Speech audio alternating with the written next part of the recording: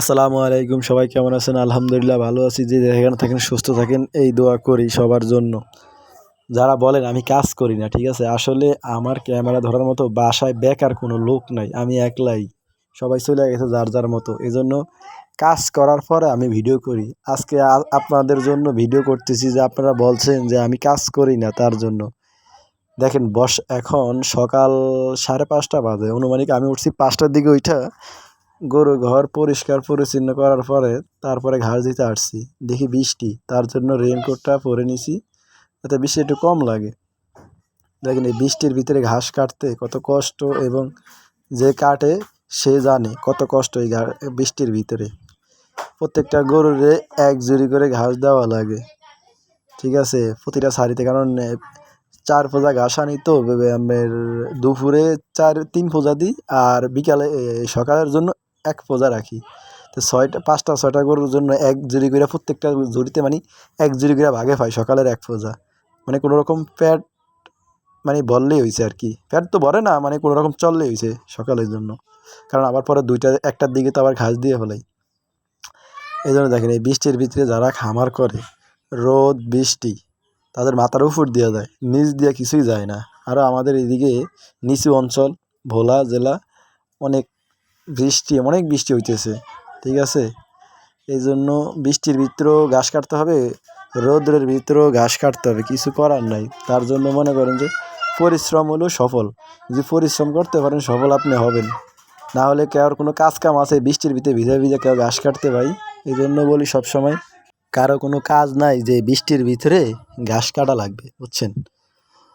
যাই হোক, কর্ম হইলো আসল। কর্ম তো আর চুরি ডাকাতি করি না, আগে হইলো কর্ম, তারপর হইলো সব কিছু। আর কাজ করে থাকি, সফল একদিন হবই আল্লাহর রহমতে। যেই কাজে নামছি এই কাজে শুধু পরিশ্রম ছাড়া ভাই কোনো কিছুই নাই আমি মনে করি। আর যারা গরু পালবেন, বিশেষ করে বর্ষার সময় আপনারা একটু ট্রেনিং হন। যদি গরু পালতে হয় তাহলে বর্ষার সময় মনে করেন আসেন, আইসা গরু পালেন। আর যদি বর্ষার সময় কার সাথে গরু পালেন তাহলে বুঝবেন যে আপনার আসল মূল পরিকল্পনা কি, আপনি কয়দিন পালতে পারবেন।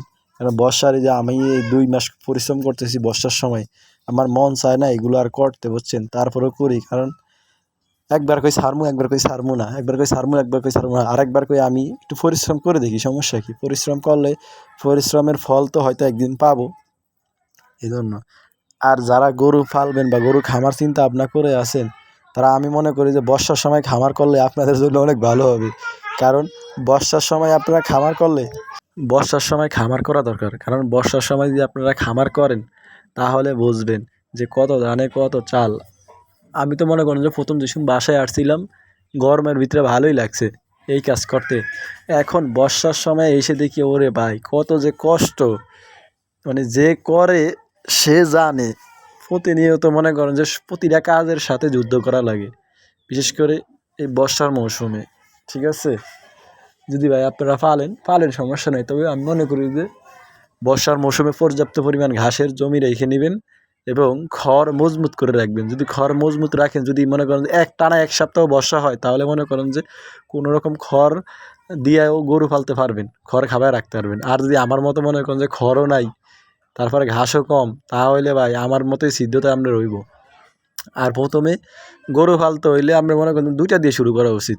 আমার তো আল্লাহর রহমতে 4-5টা আছে বা 5-6টাই আছে। এগুলো তো আমার আব্বু দেখাশোনা করতো, এই জন্য আমি মনে করেন যে এই কাজের সাথে যুক্ত হয়েছি। আর নাহলে আমি যদি নিজের টাকা দিয়ে শুরু করতাম তাহলে হাইস্ট 2টা গরু পালতাম, এর চেয়ে বেশি না। কারণ 2টা পাললেই বোঝা যেত যে আমি টিকবো না টিকবো। খামার করলে হইব না, খামারে টিকতে হবে, এমন মনে করেন যে কাজ করতে হইব। আর যদি খামার করে আপনি যদি সারাদিন ঘুমান আর গরুর ঘরে একদিনও বা একবারও না যান, তাহলে ভাই আপনারা দিয়ে কোনো লাভ নেই। আর যারা ইউটিউব দেখেন, আলহামদুলিল্লাহ ভালো দেখেন, সমস্যা নেই, কিন্তু ভালোভাবে পর্যবেক্ষণ করে খামারে আসবেন।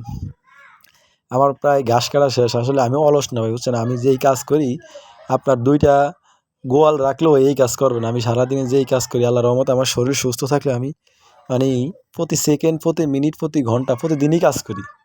আর গরুর কাজ এরকম কোনো বাদ দেওয়া যায় না, প্রতিদিনই একই কাজ করতে হয়, প্রত্যেক দিন একই কাজ, প্রতিদিনই একদিন একই কাজ করতে হয়।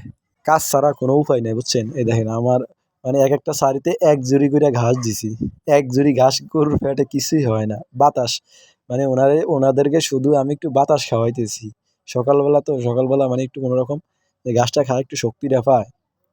ঘাস তো মনে করেন যে কম, আমার তো আর অত পরিমাণ ঘাস নাই। এজন্য এই ৬ টা গরুর জন্য ৪ পূজা ঘাস আনি। কি পরিমাণ যে বৃষ্টি হইতাছে এবং বর্ষা হইতাছে একমাত্র আল্লাহ জানে, এবং যাদের যেইখানে হইতেছে তারা জানে যে কি পরিমাণ বর্ষা হইতেছে। দেন চতুর্দিকে শুধু পানি আর পানি, কিচ্ছু করার নাই ভাই। এই বর্ষার মৌসুমে আমি যদি আপনি খামার করেন, বর্ষার মৌসুম যদি আপনি টিকতে পারেন, আপনি সারা জীবন টিকতে পারবেন। তবে হ্যাঁ, আপনার পরিশ্রম আগে করতে হবে। আগে পরিশ্রম, পরে হইলো মনে করেন যে আনন্দ। আগে যদি আনন্দ করেন তাহলে আপনার কোনো লাভ কোনো কিছুই হবে না। আগে পরিশ্রম করতে হবে। যে আমার যে কটা গরু আছে, সবাই দোয়া করবেন যাতে আমার গরুগুলো সবসময় সুস্থ থাকে এবং আমি যেভাবে আছি এভাবে মনে করেন যে চালায় নিতে পারি। তবে ইনশাল্লাহ সামনের বছর আরও পরিবর্তন আসবে আমার খামার, কারণ ঘরগুলো ঠিক হয় নাই তো। ঘরগুলো ঠিক করব, অনেক কাজ কাম বাকি আছে। সবাই ভালো থাকবেন। আসসালামু আলাইকুম। যে যেখানে আছেন সুস্থ থাকুন। আল্লাহ হাফেজ।